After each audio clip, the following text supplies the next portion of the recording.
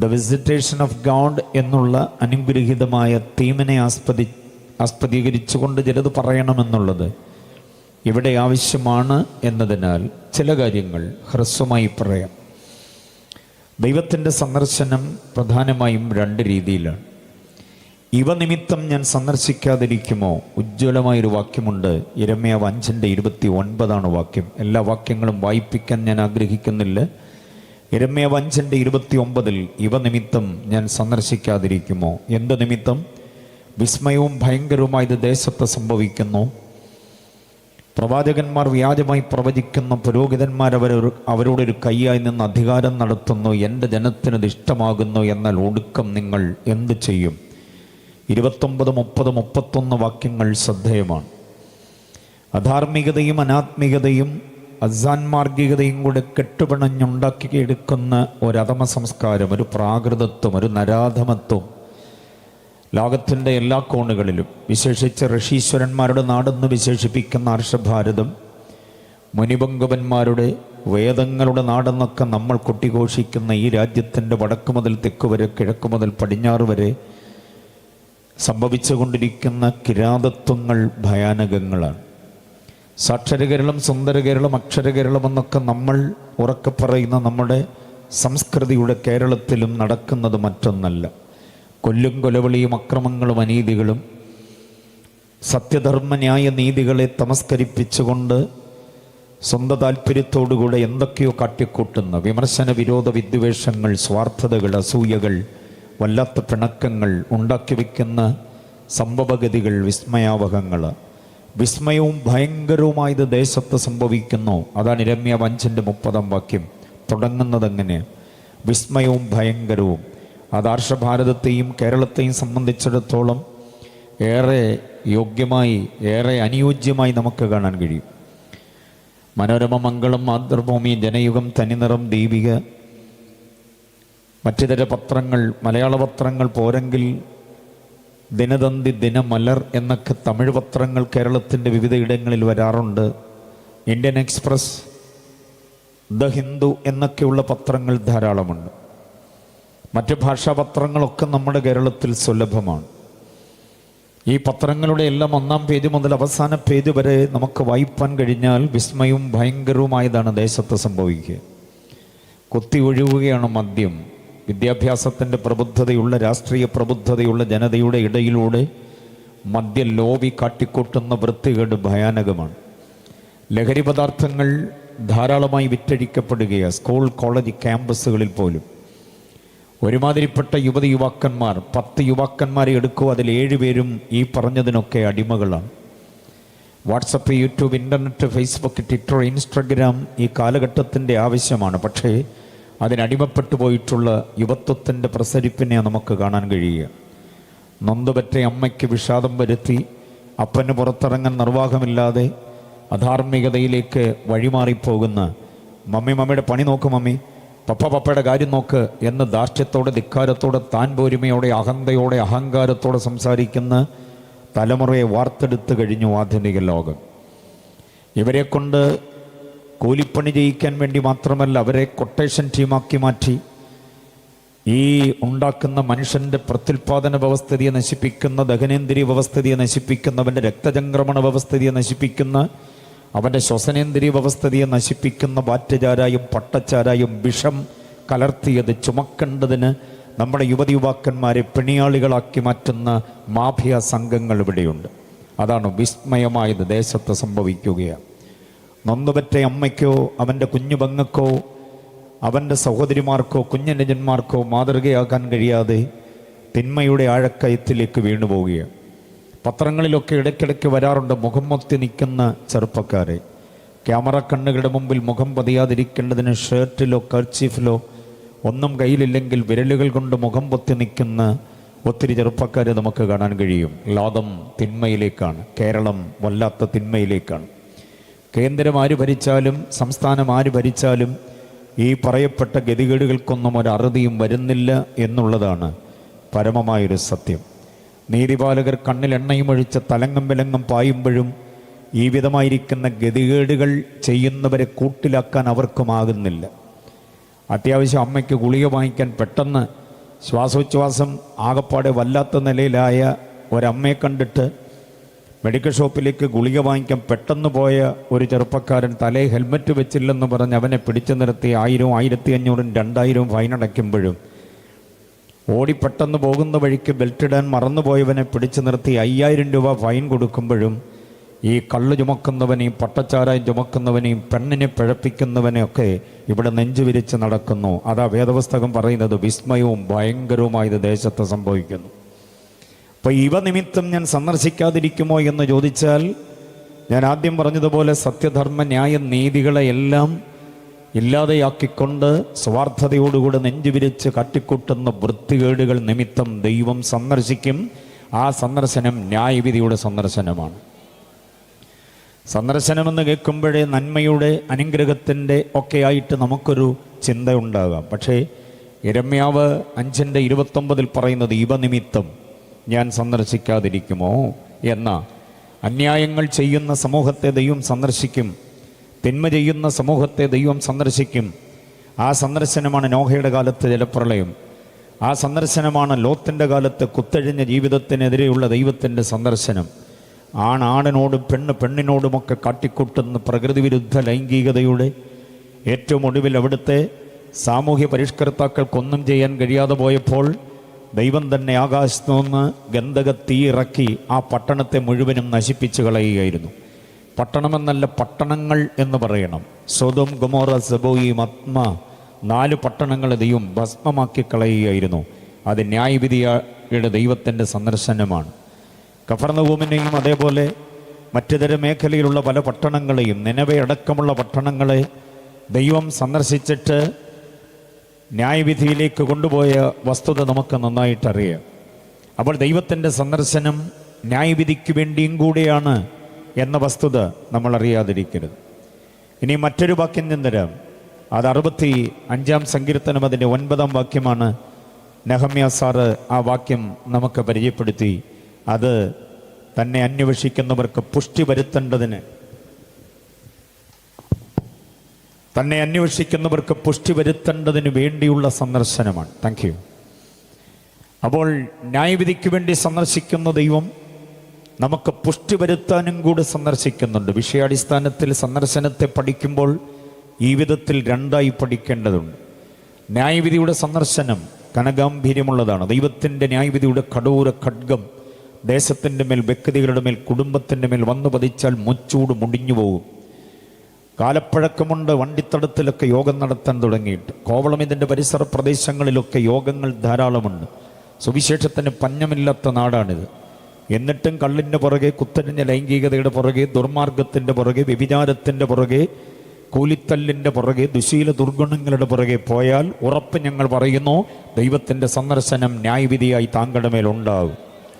ഇത് വിളിച്ചു പറയാനാണ് യോഗം ഇവിടെ പണം മുടക്കി ചെലവാക്കിയത്, ഇവിടെ നടത്തുന്നത്. യോഗം നടത്തുന്നത് ഉപദേശിമാരുടെ ഒരു പണസമ്പാദനത്തിൻ്റെ മാർഗമാണെന്ന് ആരും തെറ്റിദ്ധരിക്കരുത്. നിങ്ങളെല്ലാവരും കൂടെ ആഞ്ഞ് സ്വോത്രകാഴ്ച ഇട്ടാലും ഇതിൻ്റെ ഒന്നും ചെലവിന് അത് തികയത്തില്ല. അതിലധികം ചെലവിത് ചെയ്യുന്നുണ്ട്. ജോയ് പാസ്റ്റർക്ക് അമേരിക്കയുടെ ഡോളറോ, സിംഗപ്പൂരിൻ്റെ ഡോളറോ, ഓസ്ട്രേലിയൻ ഡോളറോ, അല്ലെങ്കിൽ അറേബ്യൻ രാജ്യങ്ങളുടെ റിയാലോ, ദിർഹമോ, ദറംസോ ഒന്നും അദ്ദേഹത്തിന് ലഭിക്കപ്പെടുന്നില്ല. അങ്ങ് യൂറോപ്പിൽ നിന്ന് അദ്ദേഹത്തിന് യൂറോ ഒന്നും ഇവിടെ കൊഴുകുന്നില്ല. ഈ നാട്ടിലൊരു പച്ച മനുഷ്യനെ നിങ്ങൾക്കറിയാം. നാട്ടുകാരോടൊപ്പം മുട്ടിത്തട്ടി ഉരുമി നടക്കുന്ന ആ സാധുവായ മനുഷ്യനെ നിങ്ങൾക്കറിയാം. അപ്പോൾ ഇതിൻ്റെ പിന്നിൽ ചിലവാക്കുന്ന ഓരോ നയാ പൈസയും നിങ്ങൾ സൂക്ഷ്മവീക്ഷണം ചെയ്താൽ അതിന് അധ്വാനിക്കുന്ന ഓരോ വ്യക്തിയുടെയും വിയർപ്പിൻ്റെ മണമുണ്ട്. ആ വിയർപ്പിൻ്റെ മണമുള്ള പൈസ ക്രമീകരിച്ചുകൊണ്ട് യോഗം നടത്തുന്നത് ഒരു ന്യായവിധിയിൽ തെറ്റി ഒഴിയണമെന്നുള്ള കാര്യം വിളിച്ചു പറയേണ്ടതിന് വേണ്ടിയാണ്. ദൈവത്തിൻ്റെ സന്ദർശനം ന്യായവിധിക്ക് വേണ്ടിയാണ് എന്നും കൂടെ അറിയണം. എന്നാൽ ദൈവത്തിൻ്റെ വ്യവസ്ഥാപിതമായിരിക്കുന്ന കൽപ്പനകൾ, ചട്ടങ്ങൾ, വിധികൾ, പ്രമാണങ്ങൾ എന്നിവ അനുസരിച്ച്, ആചരിച്ച്, അനുഷ്ഠിച്ച് ഈ ഏകസത്യ ദൈവത്തെ മാത്രം ആരാധിച്ച്, ആശ്രയിച്ച് ആ ദൈവത്തെ അനുകരിച്ച് ജീവിക്കാൻ ആഗ്രഹിക്കുന്നവനെ ദൈവം സന്ദർശിക്കുന്നത് ന്യായവിധിക്ക് വേണ്ടിയല്ല, അവന് പുഷ്ടി വരുത്തേണ്ടതിന് വേണ്ടിയാണ്. ആരോഗ്യം വരുത്തുവാൻ, അനുഗ്രഹത്തെ പകരേണ്ടതിന് വേണ്ടിയാണ്. അടുക്കടുക്കായിട്ട് വിഷയം അങ്ങനെ അങ്ങോട്ട് പറഞ്ഞു തുടങ്ങിയാൽ പുഷ്ടി വരുത്തിയ നിരവധി സന്ദർഭങ്ങളും സംഭവങ്ങളും ഉണ്ട് എന്ന് പറഞ്ഞുവിടാനേ പറ്റൂ. പട്ടിണി മുറുകിയപ്പോൾ അപ്പത്തിൻ്റെ വീട് വിട്ടങ്ങ് മോവാബിലേക്ക് പോയൊരു കുടുംബത്തെ ഓർമ്മയുണ്ടോ? എലിമേലെക്ക് എന്ന ഗ്രഹനാഥൻ, നവോമി എന്ന ഗ്രഹനായിക, അവർക്ക് 2 മക്കൾ, മഹ്ളോനും കില്യോനും. കുഞ്ഞുങ്ങളെ ഇനിയും ഈ ബത്ലഹേമിൽ താമസിപ്പിച്ചാൽ അവർ പട്ടിണി കൊണ്ട് ചത്തുപോകുകയുള്ളൂ, പോയേക്കാം നമുക്ക് എന്ന് ഭർത്താവിനോട് ഓതിക്കൊടുത്തുകൊണ്ട് അവിടെ നിന്നുള്ളതെല്ലാം കൂടെ കെട്ടിപ്പെറുക്കി സമതലങ്ങൾ താണ്ടി മരുഭൂമി താണ്ടി മുട്ടക്കുന്നുകൾ കയറിയിറങ്ങി അങ്ങ് 55 മൈൽ ദൂരെ മോവാബിലേക്ക് ചെന്നു പറ്റിയത് നവോമിയുടെ യുക്തിയിൽ എലിമേലേക്ക് അനുസരിച്ചതുകൊണ്ടാണെന്നാണ് ചരിത്രം പറയുക. അല്പം മെച്ചമായ ജീവിത സൗകര്യങ്ങളും കുഞ്ഞുങ്ങൾക്ക് മെച്ചമായ ഭാവിയും ഉണ്ടാകണമെന്ന് ആഗ്രഹിച്ച വീട്ടമ്മയുടെ ആഗ്രഹം തെറ്റായിട്ട് പറയാൻ പറ്റില്ല. അവരങ്ങ് പോയി മോവാബിലേക്ക്. മോവാബ് ശപിക്കപ്പെട്ട ദേശമാണ്. ചരിത്രത്തിൻ്റെ പിന്നാമ്പുറങ്ങൾ തേടുന്നില്ല സമയത്തിൻ്റെ പരിമിതി കൊണ്ട്. പക്ഷെ മോവാബിലെത്തി 10 വർഷം കഴിഞ്ഞപ്പോൾ വീട്ടുകാരൻ എലിമേലേക്ക് മരിച്ചു. 2 ആൺകുട്ടികളുണ്ടായിരുന്നു, മഹ്ളോനും കില്യോനും. അവരും നല്ല പ്രായത്തിൽ മരിച്ചു. ആ വീട്ടിൽ 3 വിധവകൾ അവശേഷിക്കുന്ന നവോമി എന്ന അമ്മ വിധവ. മരുമക്കൾ പുതുപുത്തൻ അവസ്ഥയിലേക്ക് വന്നതേയുള്ളൂ. ഹണിമൂൺ തീരുന്നതിന് മുമ്പ് ഭർത്താക്കന്മാർ മരണപ്പെട്ടുപോയ 2 സ്ത്രീകൾ, രൂത്തും ഓർഫയും. 3 വിധവകൾ ഒരു വീട്ടിൽ തേങ്ങുകയാണ്. വല്ലാത്തൊരവസ്ഥയാണ്. ആർക്കാ താങ്ങാൻ കഴിയുക? അപ്പോഴാണ് രൂത്തിൻ്റെ പുസ്തകം 1-ാം അധ്യായം 6-ാം വാക്യം. വായിപ്പിക്കുന്നില്ല, ശ്രദ്ധിച്ചുകൊള്ളണം. റെഫറൻസ് രൂത്തിൻ്റെ പുസ്തകം 1:6 പറയുന്നു, ദൈവമായ യഹോവ തൻ്റെ ജനത്തെ സന്ദർശിച്ച വിവരം ഞാൻ അറിഞ്ഞിരിക്കുന്നു. മലയാള ബൈബിളിൽ ദൈവം തൻ്റെ ജനത്തെ സന്ദർശിച്ച് ആഹാരം കൊടുത്ത വിവരം ഞാൻ അറിഞ്ഞിരിക്കുന്നു എന്ന്. അപ്പോൾ ഈ പുഷ്ടി വരുത്തുന്നത് ദൈവം സന്ദർശിക്കുന്നു ആഹാരം തരാൻ. ആഹാരമെന്ന് പറയുമ്പോൾ പട്ടിണി മാറ്റി, ക്ഷാമം മാറ്റി ക്ഷേമമാക്കാൻ കഴിയുന്ന ഒരു ദൈവത്തിൻ്റെ സന്ദർശനമുണ്ട്. വിശ്വസിക്കുന്നവർ എത്ര പേരുണ്ട്? എന്നും പട്ടിണിയാ, എന്നും വരൾച്ചയാ, എന്നും കൈത്തോടിങ്ങനെ വറ്റി വരണ്ട് കിടക്കും, എന്നും ഈ കളപ്പുരകൾ കാലിയാകുമെന്ന് ചിന്തിക്കരുത്. സന്ദർശിക്കുന്നൊരു ദൈവമുണ്ട്. ദൈവം സന്ദർശിച്ചാൽ കളപ്പുരകൾ നിറയുക തന്നെ ചെയ്യും. വറ്റിവരണ്ട തോട് കുത്തി ഒഴുകാനിടയാകും. എൻ്റെ ജീവിതത്തിൻ്റെ സാഹചര്യങ്ങൾക്ക് മെച്ചമായ അനുഭവം ഉണ്ടാകാനിടയാകും. ഇതാണ് ക്രൈസ്തവ പ്രത്യാശ അകത്ത് ഞങ്ങൾ കൊണ്ടു നടക്കുന്നത്. ആ പ്രത്യാശയുള്ളവരെ കരമടിച്ച് കർത്താവിനെ ഒന്ന് സ്തുതിച്ചാട്ടെ. ദൈവമായ യഹോവ തൻ്റെ ജനത്തെ സന്ദർശിച്ച് അവർക്ക് ആഹാരം കൊടുത്തു എന്ന വിവരം. Praise the Lord. അപ്പം നമ്മുടെ ദൈവം സന്ദർശിക്കുന്ന ദൈവമാണ്. ഒരു വേദവിദ്യാർത്ഥികളൊക്കെ ഒത്തിരി പേര് ഇവിടെയുണ്ട്, ദൈവദാസന്മാർ. നിങ്ങൾ അറിയേണ്ടതിനു വേണ്ടി ഒരു വിവരം ഞാൻ എടുത്തു പറയാം. മലയാള ബൈബിളിൽ ദൈവം തൻ്റെ ജനത്തിന് ആഹാരം കൊടുക്കാൻ സന്ദർശിച്ചു എന്ന് പറയുമ്പോൾ അതിനകത്ത് ഇങ്ങനെ ഒരു വാചകം കൂടെ കൂട്ടിച്ചേർക്കേണ്ടതുണ്ട്. തർഗും ഭാഷാന്തരത്തിൽ, പുരാതന ഭാഷാന്തരങ്ങൾ പലതും എടുത്തു നോക്കിയാൽ അതിനകത്ത് എഴുതിയിരിക്കുന്നത് ഇങ്ങനെയാണ്: ദൈവം തൻ്റെ ജനത്തെ സന്ദർശിച്ചവർക്ക് ആഹാരം കൊടുത്തു എന്ന വിവരം കഴിഞ്ഞ രാത്രി ഒരു ദൂതൻ വന്ന് എന്നോട് പറഞ്ഞു എന്നാണ്. നവോമി 55 മൈൽ ദൂരം താമസിക്കുന്ന നവോമിയെ വാട്സപ്പിൽ മെസ്സേജ് കൊടുക്കാൻ, അല്ലെങ്കിൽ ഫോണിൽ വിളിച്ചു പറയാൻ, ഫേസ്ബുക്ക് നോക്കിയ വിവരമറിയാനൊന്നും വന്ന സാഹചര്യമില്ല. അപ്പോൾ പിന്നെ നവോമി എങ്ങനെ അറിഞ്ഞത്? വചനം വ്യക്തമായി പറയുന്നു, കഴിഞ്ഞ രാത്രിയിൽ ദൂതൻ വന്ന് എന്നോട് പറഞ്ഞു. ദൈവത്തിൻ്റെ ദൂതൻ പറഞ്ഞു, പട്ടിണി ആയപ്പോഴേ നീ അവിടെ നിന്ന് വിട്ടുപോകുന്നില്ലേ? പക്ഷേ ആ ദേശം വിട്ടുപോകാതെ അവിടെ നിന്ന ജനത്തെ ദൈവം സന്ദർശിക്കുന്നു. ജീവിതത്തിൻ്റെ പ്രതികൂല സാഹചര്യങ്ങൾ ഉടനെ ദൈവത്തോട് വഴി പറഞ്ഞ്, നടത്തിപ്പുകാരെ കുറ്റം പറഞ്ഞ്, ഉടനെ അടുത്ത സഭാ തടം ചാടുന്ന പ്രവണത അവസാനിപ്പിച്ച് പ്രതിസന്ധികളുടെ മുമ്പിൽ ധീരമായി നിൽക്ക്. ദൈവം നിന്നെ സന്ദർശിക്കും. സന്ദർശിക്കുന്ന ദൈവം നിൻ്റെ സ്ഥിതി മാറ്റും. സന്ദർശിക്കുന്ന ദൈവം നിൻ്റെ സാഹചര്യങ്ങൾക്ക് മാറ്റമുണ്ടാക്കിയിട്ട് നമ്മളെയും നമ്മുടെ തലമുറയ്ക്കും ഒരു ശുഭയാത്ര ദൈവം തരും. എത്ര പേര് വിശ്വസിക്കുന്നുണ്ടത്? ആ പറഞ്ഞ ആശയത്തെ സാധൂകരിക്കാൻ ഞാനൊരു വാക്യമല്ല 2 വാക്യം തരാം.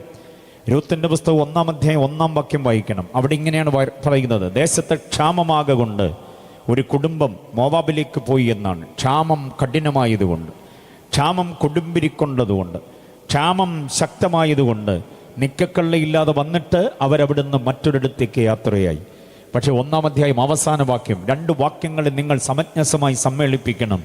അവസാന വാക്യം വായിക്കുമ്പോൾ ഇങ്ങനെ വായിക്കുക: അവർ മടങ്ങി വന്നപ്പോൾ ദേശത്ത് കൊയ്ത്തിൻ്റെ കാലമായിരുന്നു. എത്ര പേർക്ക് മനസ്സിലായി ഞാൻ പറഞ്ഞ ആശയം? വിവരണം കൂടാതെ ആത്മബോധമുള്ള എത്ര പേർക്ക് മനസ്സിലായ കാര്യം? അവരവിടുന്ന് പടിയിറങ്ങുമ്പോൾ ദേശത്ത് ക്ഷാമമായിരുന്നു. 10 കൊല്ലം കഴിഞ്ഞ് മടങ്ങി വരുമ്പോൾ ദേശത്ത് കൊയ്ത്തുപാട്ട് കേട്ടാണ് കയറി വരുന്നത്. അങ്ങനെയാണെങ്കിൽ എൻ്റെ സാധാരണമായൊരു ചോദ്യം, ഇവിടെ കൊയ്യുന്നതാരാ? കൊയ്ത്തുപാട്ട് പാടുന്നതാരാ? ക്ഷാമമായ കാലത്തും ദേശം വിടാതെ ഉടയവൻ്റെ മുഖത്തേക്ക് നോക്കി യാഹുവയെ പാടി ആരാധിച്ച് ഞങ്ങളെ സന്ദർശിക്കണമേ, ഞങ്ങളെ രക്ഷിക്കണമേ, ഞങ്ങളെ വിടുവിക്കണമേ എന്ന പാട്ടും ആരാധനയും കുറഞ്ഞു പോകാതെ, ദേശത്തു നിന്ന് പടിയിറങ്ങാതെ, അറിഞ്ഞ സത്യത്തിൽ നിന്ന് മാറിപ്പോകാതെ, യാഹോവയുടെ സാന്നിധ്യം കുതിച്ച് ആ മണ്ണിൽ തന്നെ നിലകൊണ്ടവരെ ആ ദൈവം സന്ദർശിക്കുന്നത്. വിട്ടുപോകുന്നവനെയും ചാടിപ്പോകുന്നവനെയും എടുത്തു ചാടുന്നവനൊന്നും ദൈവ സന്ദർശനം ഉണ്ടാകത്തില്ല. സൗമ്യതയോടെ, ശാന്തതയോടെ ദൈവത്തിൻ്റെ ആലോചനയ്ക്ക് വേണ്ടി, ദൈവിക സന്ദർശനത്തിന് വേണ്ടി നിന്നുകൊടുത്താൽ ഇന്നത്തെ സ്ഥിതി മാറ്റി ദൈവം അനുഗ്രഹിക്കുമെന്നാണ് പറഞ്ഞത്. ഏറ്റെടുക്കാൻ കഴിയണമത്. Praise the Lord. അപ്പോൾ പുഷ്ടി വരുത്തേണ്ടതിന് വേണ്ടി സന്ദർശിക്കുന്ന ദൈവമുണ്ട്.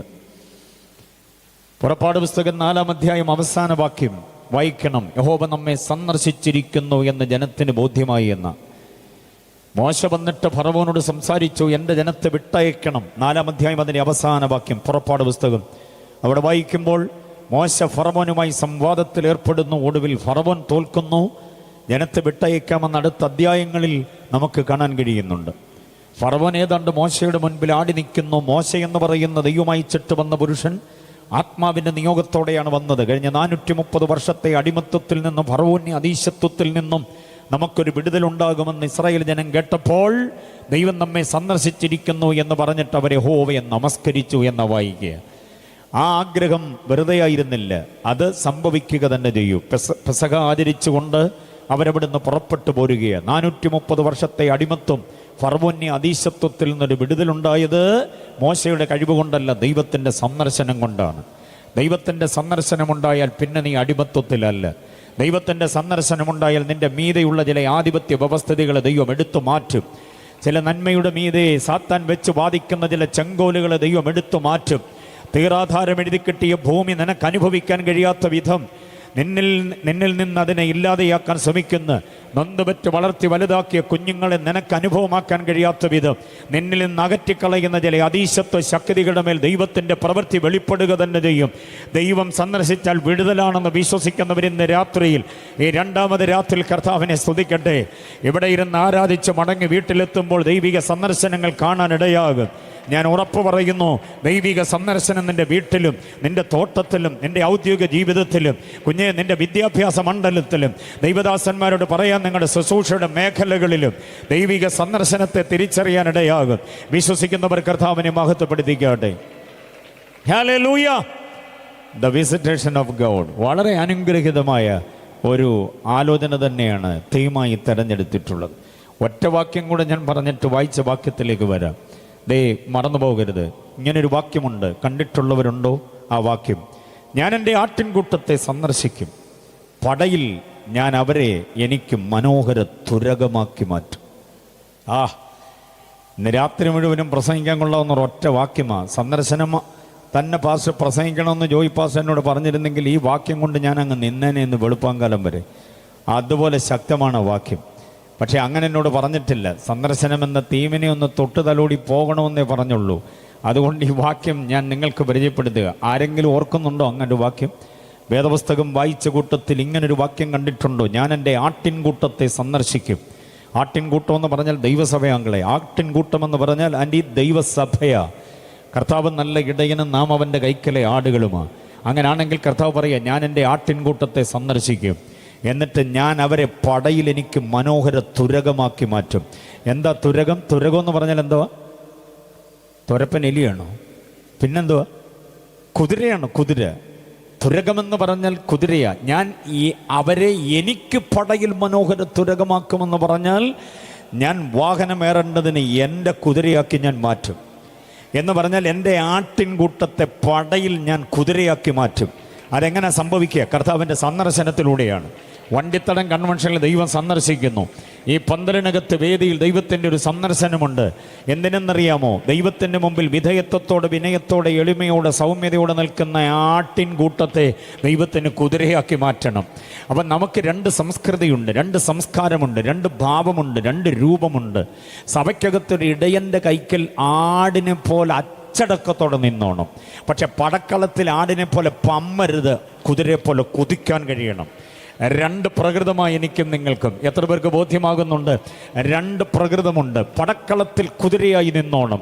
ധണൽ ധണൽ നാദം കേൾക്കുമ്പോൾ ഉരിപ്പിടിച്ച് വാളുമായി, മിന്നുന്ന കുന്തവുമായി, പാതയോരങ്ങളിൽ പതിയിരിപ്പുകളുമൊക്കെയായി തുണ്ടമാക്കേണ്ടതിന് പാഞ്ഞെടുക്കുന്ന ശത്രുവിന് മുമ്പിൽ ആടിനെ പോലെ പമ്മിപ്പോകരുത്, കുതിരയെപ്പോലെ കുതിച്ച് മുന്നേറണം. പടക്കളത്തിൽ നിന്ന് പുറകോട്ട് ഓടുകയല്ല കുതിര, പടക്കളത്തിൽ മുൻപോട്ട് കയറുകയാണ്. മനസ്സിലായോ? അതിന് കാഹളനാദം കേൾക്കുമ്പോൾ ഹാ ഹാ എന്ന് ചിനച്ചുകൊണ്ടത് മുൻപോട്ട് ഓടുകയാ എന്ന് ശബ്ദം മുഴക്കിക്കൊണ്ട് ശത്രുവിൻ്റെ നേരെ പോവുകയാണ്. പക്ഷേ ആടിനെ സംബന്ധിച്ചുള്ളത് എന്തെങ്കിലും ഒരു ശബ്ദമൊക്കെ കേട്ടാൽ മതി, തീറ്റ നിർത്തി ഒറ്റ ഓട്ടമോടും ഇടയൻ്റെ അരികിലേക്ക്. നമുക്ക് അങ്ങനെയും ചില ഭാവമുണ്ട്. ഈ ശത്രുവിനോട് ചുമ്മാതെ കയറി നമ്മളോട് എതിർക്കാൻ വരുന്നവനും അതിർത്തി വന്നു നിന്നുണ്ട്, വാതൊക്കെ വന്നു നിന്നുണ്ട്, 4 ചീത്ത പറയാൻ വരുന്നവനോടൊന്നും ചുമ്മാ കയറി ചാടുക ഒന്നും ചെയ്യരുത്. ആടിനെ പോലെ ശാന്തമായിട്ട് അങ്ങ് നിന്നോണം. കാരണം ഈ ആടിന് വേറൊരു ഇടയനുണ്ട്, അവൻ കൈകാര്യം ചെയ്തോളും. പക്ഷെ പടക്കളത്തിൽ നമ്മുടെ നേരെ ഉയർന്നു വരുന്ന ചില വെല്ലുവിളികളും ചില പോരുകളും ചില പടയൊരുക്കങ്ങളുമുണ്ട്. തച്ചിന് കുത്തിയിരുന്ന ദുർമന്ത്രവാദം ചെയ്ത് നിന്റെ പതനം കാണാൻ നിന്നെ മുച്ചൂട് മുടിപ്പിക്കുമെന്നൊക്കെ പറയുന്നു, നിന്റെ തലമുറ ഇല്ലാതാക്കുമെന്നൊക്കെ പറയുന്നു. ചില പോരാട്ടങ്ങളുണ്ട്, ചില പ്രതിസന്ധികളുണ്ട്, ചില വിളിച്ചു ചൊല്ലലുകളും നേർച്ച കാഴ്ചകളും അർപ്പണങ്ങളും തർപ്പണങ്ങളും യാഗയോഗ കർമ്മകാണ്ഡങ്ങളുണ്ട്. ചിലർ പദയാത്ര ചെയ്യുന്നതും തീർത്ഥയാത്ര ചെയ്യുന്നതും നിന്റെ പതനം കാണാൻ വേണ്ടിയാ, നിന്റെ വീട് പണി മുടക്കാൻ വേണ്ടിയാ, നീ ആഗ്രഹിക്കുന്ന ചില കാര്യങ്ങളുടെ മീതെ മതിൽ പണിയാൻ വേണ്ടിയാ, നിന്നെ ദേശത്ത് വെറുങ്കയോടെ പറഞ്ഞു വിടാൻ വേണ്ടിയാ, നിന്റെ കുഞ്ഞിൻ്റെ വിവാഹം നടക്കാതിരിക്കാൻ വേണ്ടിയാ, നിന്റെ മകൻ്റെ വിദ്യാഭ്യാസം ഉന്നതമാകാതിരിക്കാന്, ദൈവദാസനെ നിന്റെ ശുശ്രൂഷ പര്യവസാനിപ്പിക്കാൻ വേണ്ടിയാണ്. നീ ഇനി അടുത്ത പ്രസംഗം ചെയ്യാൻ പാടില്ലെന്ന് പറഞ്ഞുകൊണ്ട് ചെയ്യുന്ന ചില പോരുകളുണ്ട്. ആ പോരാട്ടങ്ങളുടെ മുൻപിൽ നീ ആടല്ല, നീ കുതിരയായി തന്നെ നിൽക്കണം. പടക്കളത്തിലേക്ക് ചെറുത്തു നിൽക്കുവാൻ, പടക്കളത്തിൽ പോരാടി നിൽക്കാൻ കഴിയുന്ന ഒരഭിഷേകത്തിൻ്റെ ശക്തി ഇന്ന് രാത്രിയിൽ ഈ പന്തലിൽ വ്യാപരിക്കുകയാ. അത് ഏറ്റെടുത്ത് കർത്താവിനെ സ്തുതിക്ക്. ആത്മനിറവോടെ, സ്വാതന്ത്ര്യത്തോടെ, അഭിഷേകത്തിന്റെ ശക്തിയോടെ യേശുവിന്റെ നാമത്തിൽ, യേശുവിന്റെ നാമത്തിൽ, യേശുവിന്റെ നാമത്തിൽ. ഹല്ലേലൂയ. അപ്പൊ ദൈവത്തിന്റെ സന്ദർശനം അത് അനുഗ്രഹീതമായിരിക്കുന്ന ആത്മീയ അനുഭവം തന്നെയാണ്. അത് അനുഗ്രഹീതമായ ആത്മീയ വ്യവഹാരമാണ്. അത് അനുഗ്രഹീതമായിരിക്കുന്ന ആത്മീയ ഉന്നതിയാണ്. അതാഗ്രഹിക്കുന്നവർ കർത്താവിനെ സ്തുതിച്ചാട്ടെ. യോഗമതിൻ്റെ 2ാം ദിവസമായതല്ലേ ഉള്ളൂ. ദിവസങ്ങൾ ഇനിയും കിടക്കുകയാണ്. ദൈവത്തിൻ്റെ വിസിറ്റേഷൻ ഉണ്ടാകും, ദൈവത്തിൻ്റെ സന്ദർശനം ഉണ്ടാകും. പൊട്ടിക്കരയണമെന്ന് ചിലർക്ക് തോന്നുന്നുണ്ട്. ദൈവസന്നിധിയിൽ വേറിട്ടിരുന്നൊന്ന് മാറി പ്രാർത്ഥിക്കണമെന്ന് തോന്നുന്നുണ്ട്. പാപത്തിൻ്റെതായിരിക്കുന്ന വശീകരണ തന്ത്രങ്ങളിൽ നിന്ന്, അതിൻ്റെ പിടിമുറുക്കത്തിൽ നിന്ന് രക്ഷപ്പെട്ടിട്ട് ദൈവമേ അങ്ങയുടെ സന്ദർശനം ആഗ്രഹിക്കുന്നത് പോലെ ആയിത്തീരാൻ ഞാൻ ആഗ്രഹിക്കുന്നു എന്ന ഹൃദയത്തിൽ തീരുമാനമെടുത്ത് ചിലരെ ദൈവാത്മാവ് എനിക്ക് കാണിച്ചു തരുന്നുണ്ട്. എൻ്റെ ജീവിതത്തിൽ ഞാൻ അനുഭവിക്കുന്ന മാനസിക വ്യഥകളെ മാറ്റി എൻ്റെ അവസ്ഥയ്ക്കൊരു ഭേദം വരുത്താൻ ദൈവത്തിന് പ്രസാദമാകുമെങ്കിൽ എൻ്റെ ശിഷ്ടായുസ് മുഴുവനും കർത്താവിന് വേണ്ടി 2023 ആണ്ടിൽ അവശേഷിക്കുന്ന ദിനങ്ങളെല്ലാം കർത്താവിന് വേണ്ടി, കൊറോണ വന്നിട്ടും എന്നെ വിട്ടുകൊടുക്കാതെ എന്നെ പരിപാലിച്ച പ്രാണനാഥന് വേണ്ടി ഒന്നുകൂടെ അരികുരയ്ക്കപ്പെട്ട് ഞാൻ പ്രയോജനപ്പെടാമെന്ന് തീരുമാനമെടുക്കാൻ കഴിയുമെങ്കിൽ ആ കരമടിച്ച് ഒന്നുകൂടെ കർത്താവിനെ ഒന്ന് ആരാധിച്ച് ശക്തമായി കർത്താവിനെ ഒന്ന് മഹത്വപ്പെടുത്തുകയെ. വെറുതെ കണ്ടുകെട്ട് പോകാനല്ല നമ്മൾ വന്നത്, ആരാധിച്ച് ബലം പ്രാപിച്ച് മടങ്ങിപ്പോകാന്. ഇന്നിങ്ങോട്ട് വന്നത് വേദനയോടെയാണെങ്കിൽ തിരികെ പോകുമ്പോൾ വലിയ സന്തോഷത്തോടെ ദൈവത്തിൻ്റെ സന്ദർശനം ഏറ്റെടുത്ത് അനുഭവിച്ചറിഞ്ഞിട്ട് ഒരു വലിയ സ്പർശനം ഏറ്റെടുത്ത് മടങ്ങിപ്പോകുമ്പോൾ ആരോഗ്യത്തോടെ മടങ്ങിപ്പോകേണ്ടതിന് ദൈവം സന്ദർശിക്കുകയാ ചിലരെ.